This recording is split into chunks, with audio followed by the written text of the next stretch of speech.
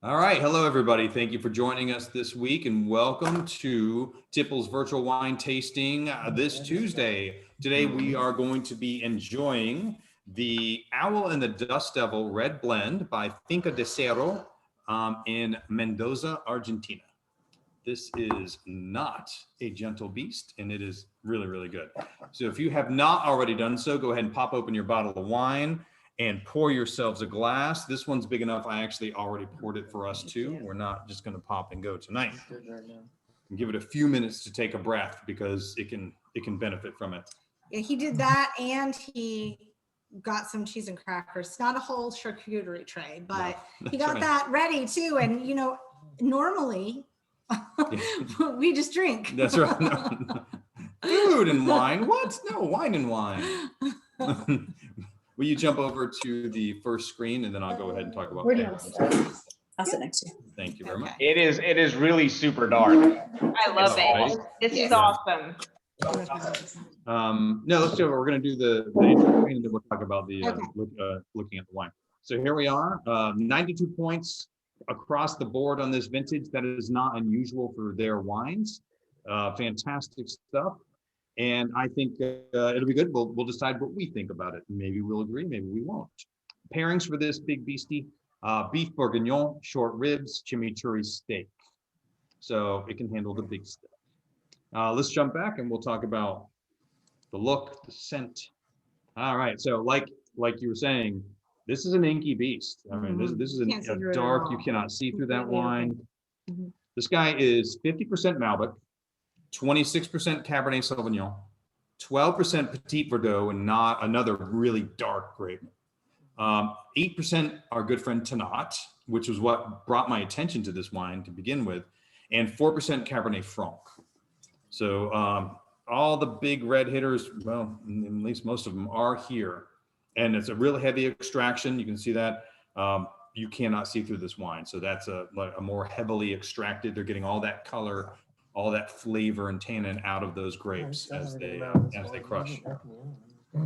Alcohol content, 14.5%. So for a red, it is a fairly standard alcohol content with all the intensity. They didn't go with something like some of our Australian friends where we've had some 16 percenters. Yeah, it tastes so much bigger than that. Right? No, I would have guessed 15 and a half. At least. Sure. Yeah, because it's so big. It's big. All right, in addition to look, we'll give it a smell here. Really nice blueberries, a nice, that kind of dark, purpley, scented blueberries, blackberries, and I get a nice mineral driven quality too, some graphite on there. I get dark cherry. Black cherry, totally go for that. Yeah. And blackberry were my two first ones. That's what I got was the black cherry too. And they got coffee bean. Anyone going a little coffee bean and chocolate? Yeah, a little one. Once it opens up, I get white chocolate. Yeah, well, it does. This will evolve. This is one of those that will change quite a bit as we go through the night. It kind of, to me, starts out almost deconstructed where you can pull the different scents and flavors apart more easily. And then it integrates later on and coalesces into this beautiful, beautiful wine. But I love it every step along the way. There will be a little bit of a black pepper quality, which you may detect now, you may detect more later. And violets. How long has ours been open? Ours has been open for about 30 minutes, but only in the glass because I didn't decant it. Right. Only in the glass for about 10. Okay. So it's just starting. Because I love this one. Yeah. Okay. Well, that is kind of what I figured you'd be a big fan. I really did. I figured Julie's loving this wine. Yeah. I mean, so let's talk about tannins and body structure here. Okay. It's got some weight. All those tannins were definitely pulled out, right? I mean, this has got some very grippy tannins going on here. They're kind of medium sized. Not particularly prickly. They've got kind of a roundness to them. I'm not feeling bite, but I'm eating cheese, so I'm not. I know that you that have a affects few sips without it, yeah. Okay. And you feel it because it kind of, it definitely grabs your tongue, but it's more like a firm hug. What would Something we haven't experienced in a while, so you know.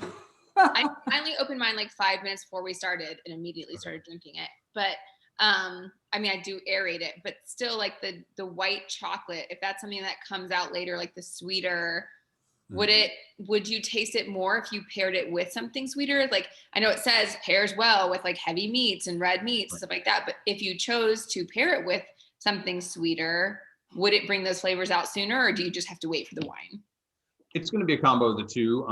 It can be like if you went, for example, when they talk about chimichurri steak. So if this is now offsetting something a little spicy, you're going to taste a little sweet sooner because it's going to be the antithesis. It's going to bounce back and forth in there. So, and at the same time, it will like part of what I noticed in the evolution of this, which we'll see, is that blueberry, blackberry side continues to build up and it becomes more and more Malbec-ish as it goes on. But it starts out kind of like this really complex Cabernet Sauvignon, in my opinion, because you got a little more red fruit going on right now. There's kind of a nice, you're getting more cherry now. Then I think later on that kind of blueberry, blackberry will very much take over. Okay. And one thing that I also noticed is in the beginning, you're tasting all this grip and all this fruit. The acidity freshness kind of comes out after it's gotten a little time to shine.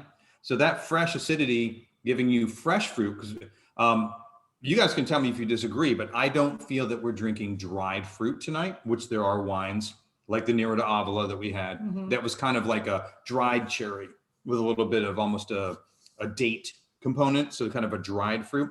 This guy's, yes, it's dark fruits and they're rich, but they are still like fresh fruit. They're not like a dried fruit. We're not talking figs or dates or anything like that. So I'm going to kind of piggyback on what Julie said. And this may be a really stupid question. Yeah. But Like she's like, I'm gonna piggyback on Julie, and Jeff goes, do you want to do that? So, but I mean, what if you paired it with those things that you are tasting specific, like the fruits that you're tasting specifically? What instead of doing spicy so that there's a juxtaposition, what if it's, oh, you know what, I'm supposed to taste dark cherries and blackberries and these things? What would this guy would totally pair well with like a chocolate covered cherry, and even the dried ones and the chocolate covered blueberries like we used to buy for the kids. Yeah, that those it would totally, and it would bring those parts out because now it's complementing and your palate's getting hit from both sides, with that same. So it brings out that flavor more then. Sure. Okay. Yeah, it'll complement and enhance, and you will taste more of it. And if you're eating a little chocolate, which could totally pair with this, it would just enhance those qualities that much more. So everyone go get your Easter candy is what I'm hearing. That's right. That's right. That's the next thing to come out. What Easter candy? God, I do love this. Done and done. I ate some of my daughter's Sour Patch Kids earlier, and those like the little individual packets, and it's my favorite candy. And I had the like empty packet in my office, and my son came in and goes, "Mom, you have to do a better job of hiding your evidence." That's great. But now And, I can find her chocolate. Yeah, I don't know if you guys are getting a little like a sagey herbal quality now that it's been open a little bit. There's definitely kind of a green herbal note. I agree with that. Yeah. Right. Okay. Yeah, it's a sagey tarragon kind of thing, which I love. That is from the Petit Verdot, most likely. That's one of its aspects. There's actually, I have a list here because we do have a lot of different varietals, and it's grabbing some from everything. So when we're talking about the black and blue fruits, so blue, blackberry, blueberry, that would be the Malbec and the Petit Verdot dominantly. Chocolate, Malbec, Cab Franc, and Petit Verdot can all add chocolate notes. Herbs and pepper, that'd be more the Petit Verdot and the Tannat. The red fruits, so when you're getting more, more cherry, that red cherry, maybe even a red plumminess. Though I get that less, more of a red cherry is where I would go. Cab and the Tannat and the Cab Franc. Cab Franc can even provide some strawberry notes, which if it is, they are being trounced. So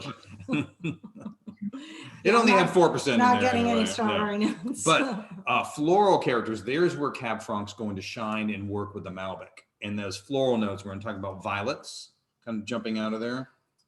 Now, Cab Franc's more roses, but it does have a floral lift, which will work with that dominance of Malbec. And I definitely get something that I think of as a violet bloom, you know, on there. It's definitely a nice floral, pretty purple. I can get floral, but I just can't identify what a violet smells like. I'm not sure I can taste any of those things, except it just tastes so good to me. That's all. Thank you, Dr. Fricker. I like it. I will take it. And then the graphite most likely comes from the Cabernet Sauvignon, because that's one of my favorite earthy qualities, the terroir-driven quality that I get in some of my favorite Californian cabs. And to me, I get it here. So we've talked about a lot of different things going on in this class. There will be more as we come back to it. We'll take a little rundown exactly why it is and how it's made, and then we can talk a little bit more about what it tastes like when we get down to the ratings assessment at the end. So let's jump on to the slides, please. Here? Yes, so here we are. All right, we're down here in Mendoza. So pretty much right in the dead center of where you can grow in that latitudinal region. Actually, it's got a specific longitudinal. Oh, yes, yeah. They always talk about that with wine growing. Longitudinal. I hear that a lot. So in this latitude, this wine growing latitude area, right in the dead center, makes sense. Absolutely. Not a shocker. We are inland, so this is not a maritime influenced wine. So it's altitude? It is altitude, actually. I don't know if anyone heard that tone of voice. Yes, you got it right. Because we're approaching Get a gold star. Right? the foothills of the Andes, in fact. Let us explore. All right. So here we have South American wine growing regions as a whole. Wonderful Chilean, so good. And then here's our Argentinian, which we are going to be in the Mendoza, right here in the dead center. And then we've also enjoyed, with our Tanat before, the Uruguayan wine. So they're all right down here. So zooming in on Argentina. We are, here we are in Mendoza. You can see everything a little closer. So Mendoza is just tremendous wine production region for Argentina, and they produce great stuff. So here's the border, and the border is right on the Andes. So you can see how much they all rely on that elevation for the most part, unless you're going to the Rio Colorado. So let's check here. So here we are within Mendoza. We are going to be drinking from Agrelo. So right in the center of Argentina is Mendoza. In the center of Mendoza is Agrelo, which is in the center of Luján de Cuyo, which that is the larger region within Mendoza, and then within that Agrelo. Agrelo is named after the city that it's closest to. So these little subsets all within come down to city names, which is actually very similar to what they do in France. Ooh. No, I did know that one. Right. So, like I said, talk about so here we have in Mendoza, they are basically it's a plains area that butts right up to the Andes, and there you go. Like that is what it is, a flat plains, and then bam, so they have the effect of the Andes. We're looking toward Chile here? Yes. Okay. Yep. So within Mendoza, there's 360,000 planted acres of grapes.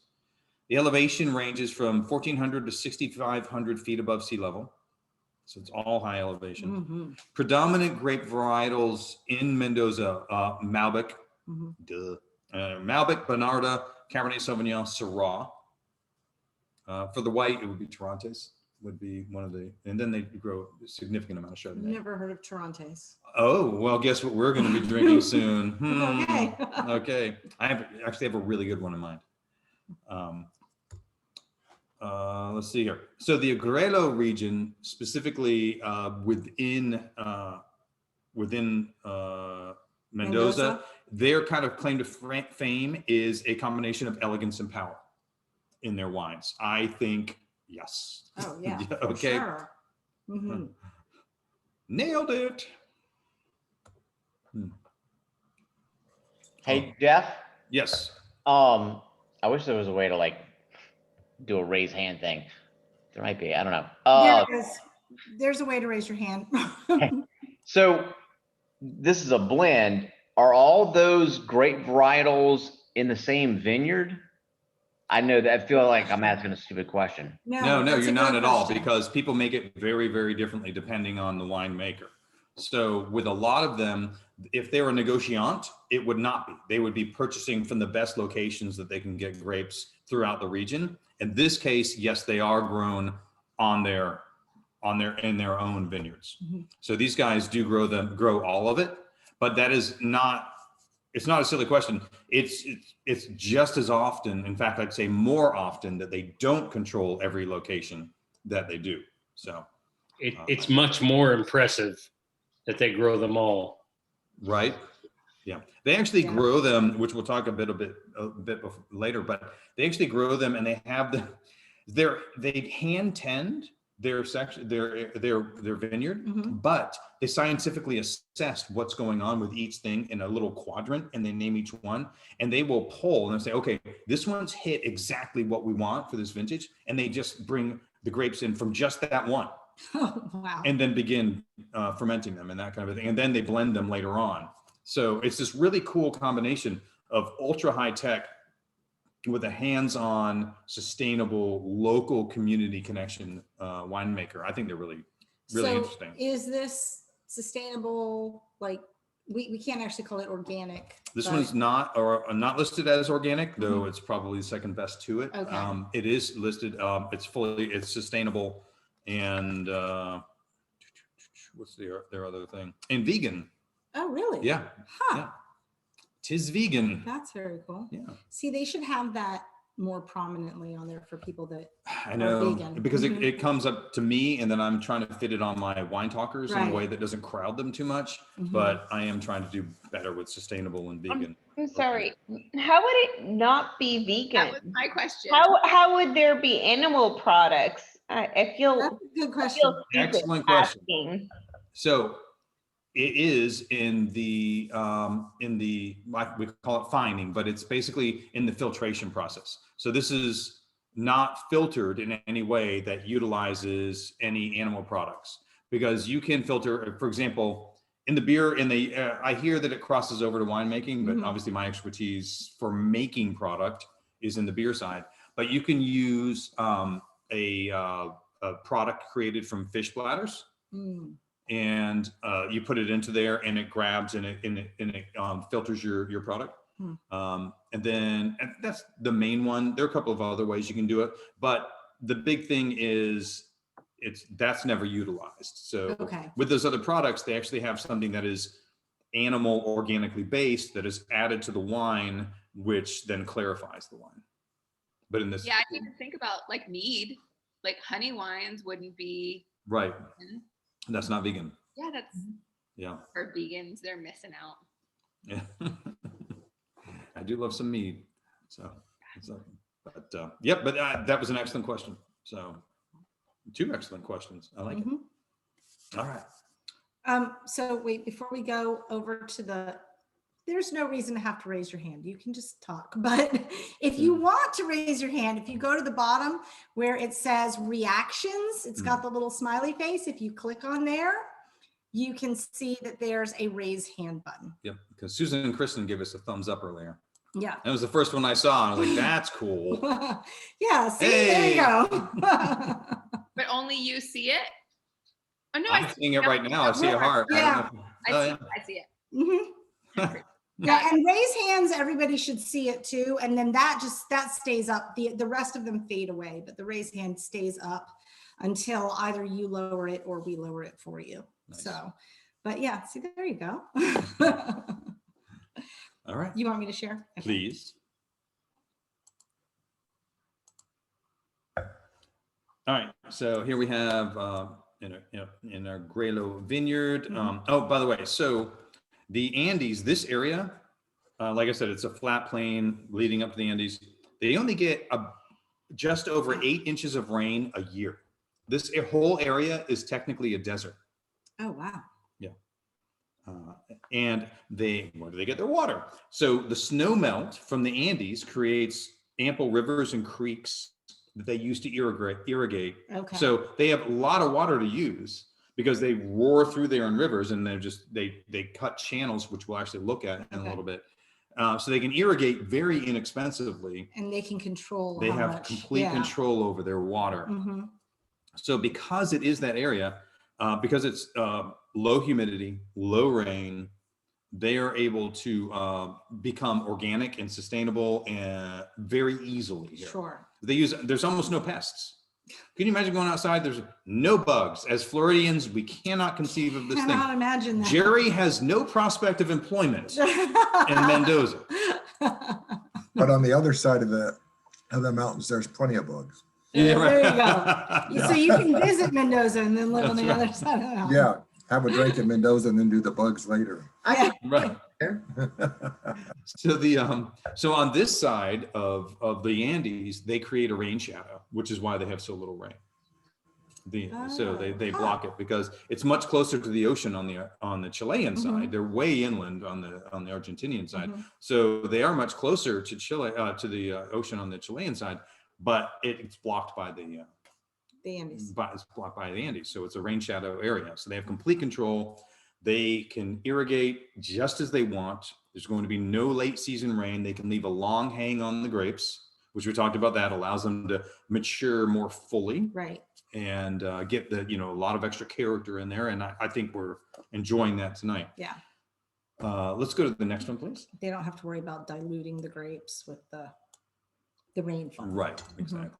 All right, so the soil is sand. I mean, we've heard this a lot, right? I mean, you guys all say it with me: sand, clay, and pebbles. And actually, this is exactly the same type of soil that was just up there with the Kerner last week in Northern California. Oh. It's runoff from the mountains that are nearby. And then so it's fast draining, low nutrient, high mineral content to give character. So yeah, very similar to the exact soil that we were drinking last week. Yeah. In Northern California. All right, next one, please. So here's the irrigation. So they Really cut cool. off from the river, just break little channels through there. They can allow the water to run for a bit, turn it off as they need. So they do have phylloxera to deal with here. So we're talking about grafted vines.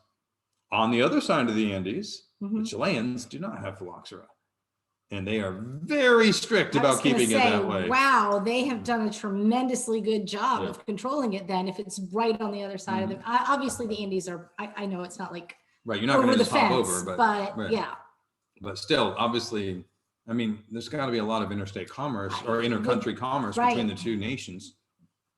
They Nobody If it- smuggled in anything and, Right. it's interesting. Is Yeah, it so purely altitude that prevents that? mostly it's the low humidity. Up over the Andes? Yeah, the dryness of the soil along with the coldness, they can't handle that. That's one of the reasons Greece has very little phylloxera issues. Their soil is so dry, and it just has nowhere to live. So, but on this side, their soil isn't dry enough, or they just don't go down low enough in temperatures? They just got enough of an infection that it spread. Okay. Yeah, the Chileans saw it coming and shut things down and have ever since. So Remind me when that happened again? It was the 1800s? 1800s, yes. Might have started late 17, if I remember. The fix was in the 1800s. Okay. I've forgotten the date now, though, when they created that over in Texas. Grafting. All right, so Malbec, Petit Verdot, Tannat, Cab Franc, Cab Sauv. I was bringing pictures in of each one of those. They all look alike. All right, that's what they look like. That's. I was like, this is silly. I'm just not. They all look purple alike. grapes, purple grapes, purple grapes. They're yeah. small, round, purple grapes. That's what they look like. I always find it interesting when we're looking at the wine grapes that they're spherical rather than like the ones we eat Right. that are like cylindrical. Elongated. Mhm. Yeah. Yeah, I agree. Yeah, no, they're just perfectly delightful, high sugar grapes. Much higher sugar than we're used to. So if you were to pop one and eat it, it would just be overwhelmingly sweet? Yes. Okay. Yeah, lots more sugar. Okay. Mhm. That's interesting because like drinking something like this, I'm not thinking, oh, if I popped the grape, Right. I would taste overwhelmingly sweet because there's nothing sweet that I'm getting out of this wine. Sure. But Yeah. yeah. I'll have to have you taste like some of my work before I actually ferment it for the Yeah. beers that I make. You Am know. I going to like tasting that? Well, it's very sweet. Okay. It's sugar water. It's extremely So sweet. Maybe not. And not as sweet as this would be. Really? Yeah, because my sugar levels are much lower. I'm fermenting to 6 to 7%, not 12 Okay. to 14. That's true. All right. And all right. So aging wines. This guy does have age-worthy qualities. And this one qualifies in that 10 to 20 year range on the far right. Oh, wow. So we've got lots of great tannin. Mhm. We have existing nice acidity. And we have 14.5% alcohol, which is plenty of alcohol to have it go. This one could age 10 to 20 years. And we're talking about, this is What are we already, this drinking? is a 16. Okay. So it's already 5 years. So it's 5 years, which thank goodness, because it's just such a big wine. It needs know, at yeah. least 5 years or I would say at least 5 on this okay. guy. Do they hold it before they release it? Like wines like this that are going to age or Mhm. should be aged, do they hold them back thinking if I release them early, people aren't going to get what this wine should be, and then they might rate it lower? Depends on the winemaker. Okay. These guys did. This is the current vintage. This is Okay. not an older vintage. Mm-hmm. This is what they're releasing. So good for them because they're releasing it when it's going to be beautiful. Well, and they got the ratings and the appreciation for it. I mean, so good for them. All right. So here we have Finca de Cerro. This is the winemaker, Thomas Hughes. So Thomas Hughes, I put that in an odd order. Anyway, he is not the owner. He is the winemaker. So there's an owner who is Thomas. Can I ask you one question? And I Mhm. hate to, because I happen to glance at your notes. Mhm. Is he Tomas? He is actually Thomas. Okay. Yes. So no H. Right. Where's my third page?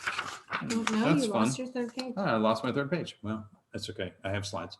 So that he is actually Tomas. Okay. And actually what's cool about Tomas is he has a postgraduate degree in both viticulture, so the agricultural side, Mhm. and winemaking. Oh, So he understands the entire process. Though he does have someone that is there, they do have someone there that's in charge of the field, mhm. but he works, obviously he's going to work incredibly well with him Sure. that, as he coalesces the entire picture. And I think he's done an amazing thing because this winery opened in the year 2000 Oh, wow. and it was not an existing winery. There were not existing vines. Huh. So I think they've created an incredible amount of character Yeah. for what we're talking about, like 20-year-old vines. To have And they those weren't ratings 20 and years old everything? when this was Oh, harvested. that's true. Yeah. We're talking about 2015, like Mhm. 15-year-old vines with this Right. kind of character. Yeah. Very impressive. So owned by a Swiss gentleman Oh. and created with an incredible team, Thomas Schmidheine. It is Schmidheim. It's Schmidheine. So Okay. anyway, Awesome. they went there, they found this incredible plot of land that was not being utilized at the time. And so it's from the beginning. So de cero means, Finca de Cero means from scratch. Huh. So they built it from scratch. This is all original to their vision, which I think is pretty great. Some of what they're doing for sustainable, some of their sustainable works, drip irrigation system, on-site water reclamation, and they profit share with the local community. They offer on-site housing for their employees. Oh, that's fantastic. Portion of the profits go to the local school system and the local community health center. That's great. And then there, even though they're on this flat area, you're like, it's flat, Mhm. but it's still 1,050 to 3,500 feet above sea level. So yeah, it's not so exactly flat. No, not with that 2,000 difference, 2,000 Right. foot difference. So let's see here. Here we go. Oh, so this is the vineyard. I mean, this is the, Wow, that's beautiful. right. These are their vineyards. That's where they're making the wine, and that is what they're looking at every day. I just think that's incredible. It looks like you took the vineyard picture and then photoshopped the Andes behind it. Mhm. Well, and look at how much snow melt you're going to get off. Yeah. Of it. I mean, there's snow all over that guy, so they just have plenty of water. Mm-hmm. I guess I'd go there if I had to. Yeah, right. Right.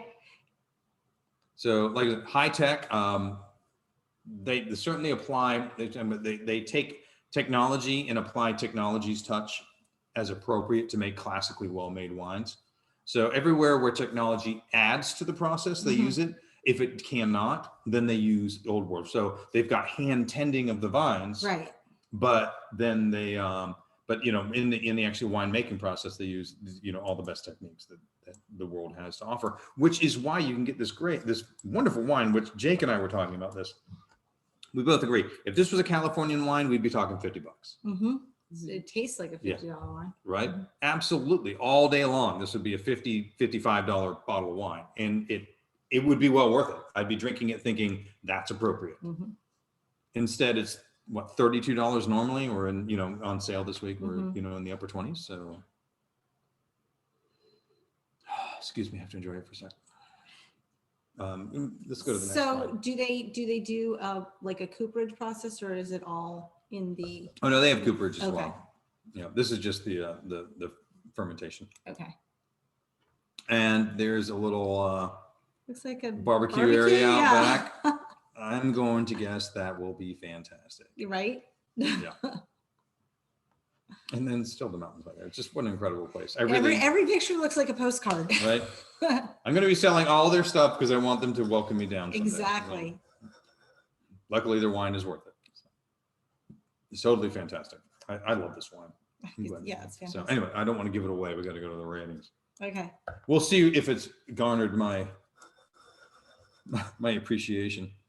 So 92 points is what this guy got. Outstanding, a wine of superior character and style. If we were to look in the 85 to 89, we'd say it's a very good wine with special qualities. Nothing wrong with that.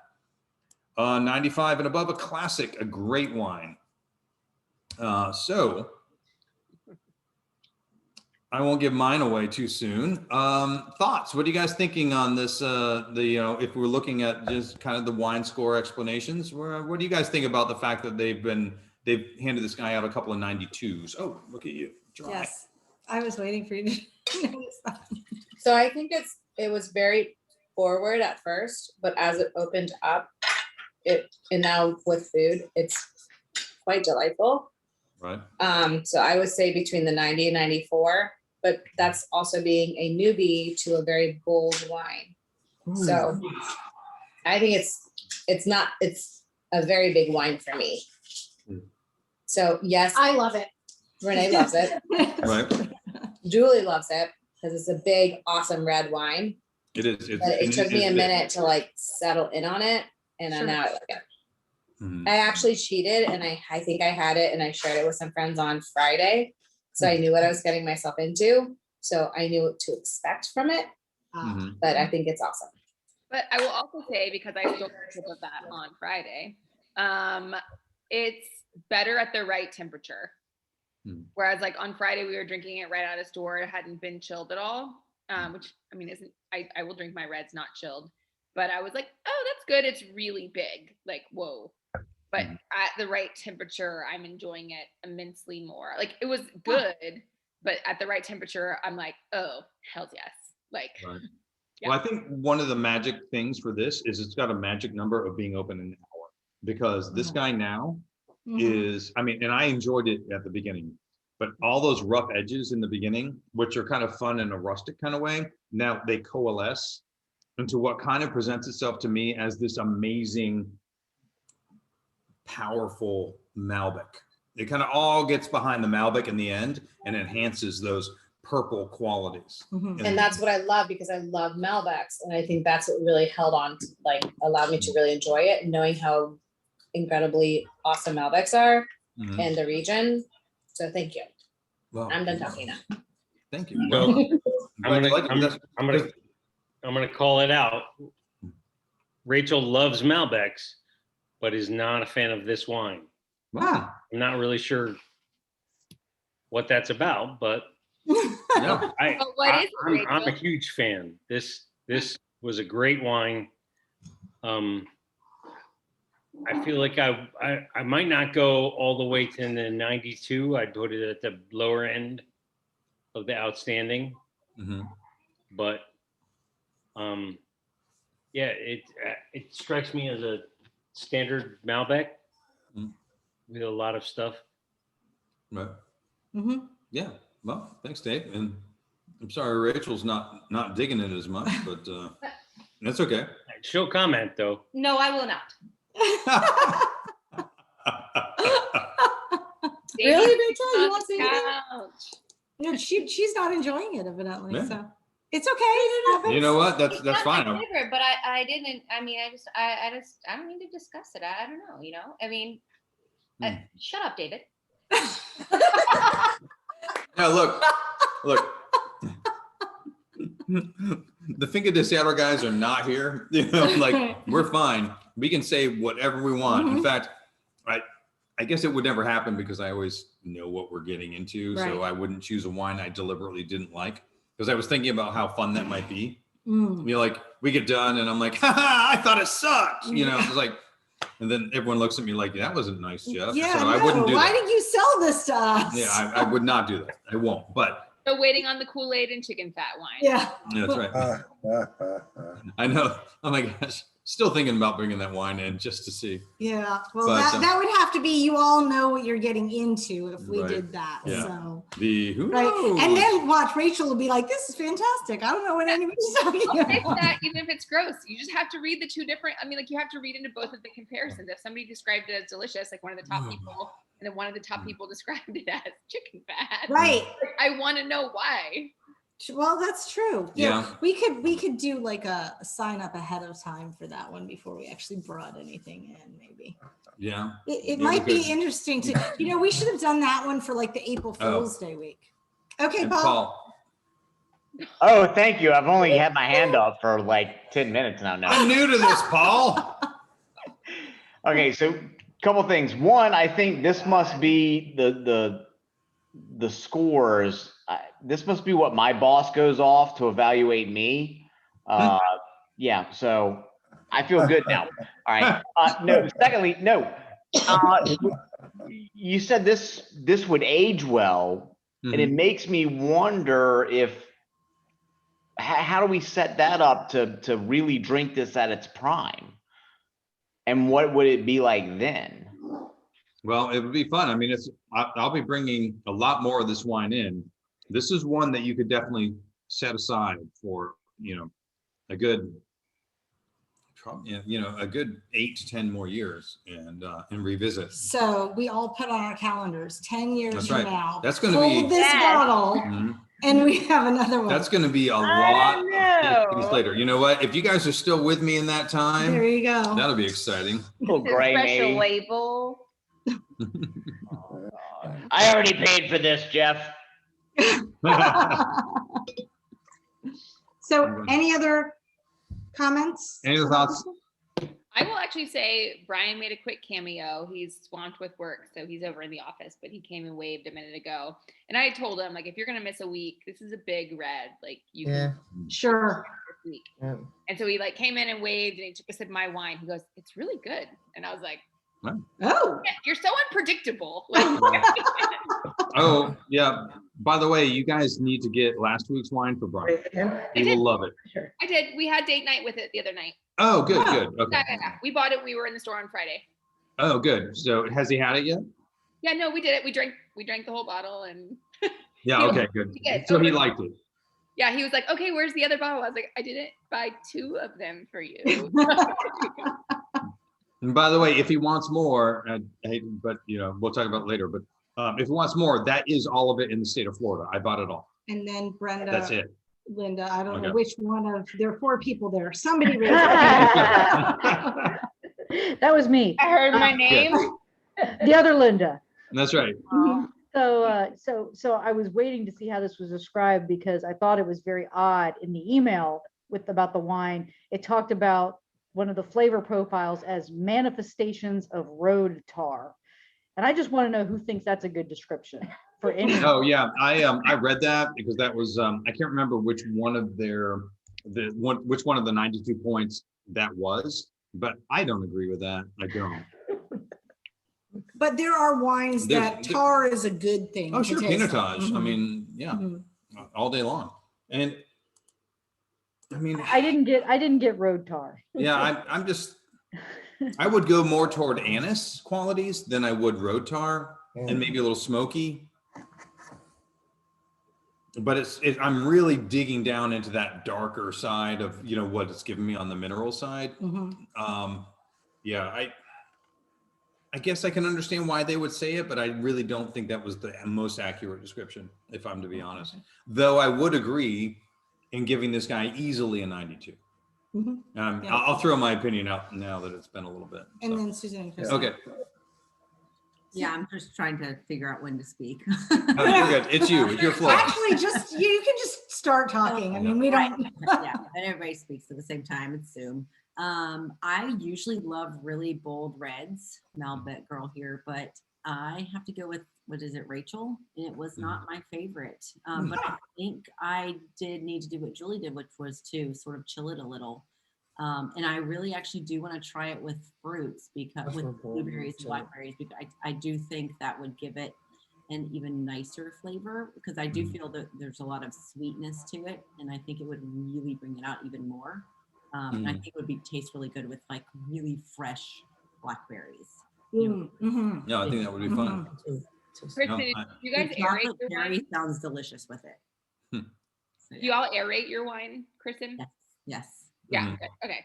Yeah, we did, but it's almost, when I first took the sip, I was like, oh, this is a little too much for right now. And yeah, it's 8 o'clock and I usually pop open a bottle of wine at 6, and I don't eat at this time. And I'm not a vegan, but I am a mainly vegetarian. So I can't pull out those big meats with it. It does feel like a big meat and cheese wine. I don't eat a lot of cheese either. So, it's trying to pair it with something. So when you said chocolate cherry, I was like, that sounds perfect to sort of bring down that flavor.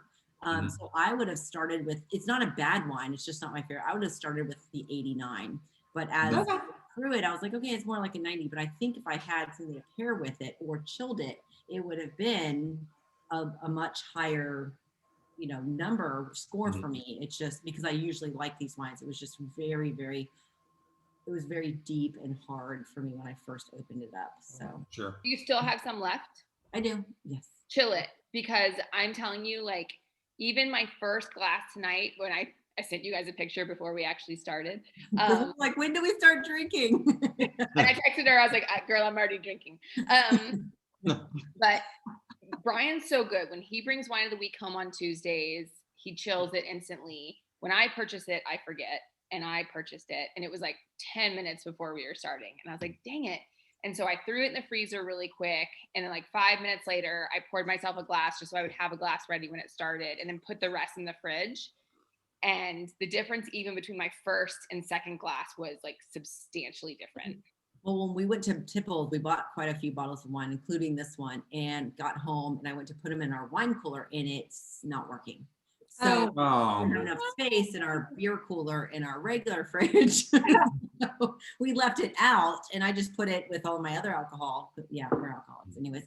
But I never chilled it, and I think that would have been the best way. And maybe Rachel, you would have liked it too had it been chilled, because I do think it needed that. So. Yeah. Just like I say, very light. Just get it down to European cellar temperature around 60, 65. It's a nice place to start from, and then it evolves. And it does become much more gentle and rounded as it opens, I think. Absolutely. I think gentle is the word that changes from chilled versus non-chilled. Like, right, because when it's fresh, I mean, it's got hard edges. It's kind of a rough, big wine. And not that I mind that on the journey, but where it lands, I think, is you just like kind of sumptuous. It's pretty. Well, like I was saying, when I opened it and first had it, it was really bold. Almost, it was too bold. But as it's sat here and we've been pouring it, it's gotten easier to taste. But I think having had children. Hey, Brian. It would have been nicer with the first pour. Sure. Yeah, and the other thing too, another 5 years in the bottle would help that happen much faster.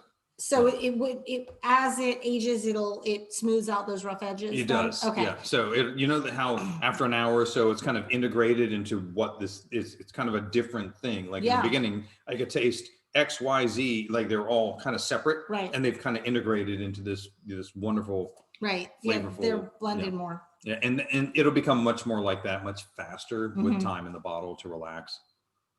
And I love that, you know, that you can start out with this muscular, beefy, you know, powerhouse, and you can see where it can change and you know Sure. what it can become. And I think for me, I didn't taste the rough edges as much because I was eating it with cheese. I was Oh, that's eating it. I true. was drinking it with the cheese the whole time. Oh, that. So for me, I didn't really get the roughness, but if you're drinking it without eating anything, especially if you're not having cheeses to round that Right. out. Mhm. Yeah, the cheese is really fast for that. Mhm. All right. Okay. Awesome. Let's look at the last one. All right. Next week's wine. We are going to the Valley of the Muses in Greece. So the Muses Estate, Merlot. So a Grecian Merlot, and it is delicious. I will say, when we tasted this wine at the store, I had no idea what was coming in for a tasting, right? And I said to Paul, who's the Tuscany rep, yeah, I need 2 cases of that right now. That needs to come in. And we sold them right away. And we actually had a customer, a really great customer, who is normally a beer guy, but he buys some wine. And he said, well, you know, my wife likes Pinot Gris, but I like a nice red. Let me taste it. And he immediately bought a case. You know, so this guy is a really great Merlot. And we've been talking about some fun Merlots lately. And I like to kind of hit on that theme, I guess, one more time. So Grecian Merlot, lean steaks, Roquefort cheese. So Linda's going to make that for us. Yeah, because it's Roquefort. Yes. Grilled mushrooms, lamb, Boston butt, pork roast. All of it would go really well with it. So if you're suggesting something for people who don't eat as much meat, yes, and cheese, grilled mushroom, anything. Oh yeah, yeah. Because this could be, if you had like a nice you could take tofu, and go with that. I think even like a richer tempeh, I think could work with that. I don't have a lot of experience with tempeh, but if you could do it with that kind of a mushroom umami flavoring, it's going to go well. So if we were to choose a restaurant to buy food from locally, Zoe's Kitchen, Tzatziki, blah, blah, blah, like for the lamb and gyros. Yeah, yeah, you can go with like the lamb or what's Reese and I get the oh, you get the steak wraps. The steak wraps. Yeah, and I get the grilled chicken Greek salad. Yeah. But that wouldn't that be fun to like with it then? But if chicken, have you ever thought about that? What's that? To like have a restaurant local that we could like do takeout, because you know my cooking skills are epic. I burn toast. But that would be fun. Like we found a restaurant that I could swipe a me credit card for. Yeah. Yeah. No, that would be fun. That'd be so Zoe's Mediterranean. Yeah, Mediterranean foods. Myra, I've heard a lot of people, I haven't had it myself, but I've heard a lot of people recommend Grill Express on University. They do Mediterranean style food and apparently have very good feta French fries. Ooh, feta French That sounds amazing. Feta French fries. Yeah. Myra, have you been to Sandy's? It's like right across the street from your house. No. Oh, girl. Sandy's?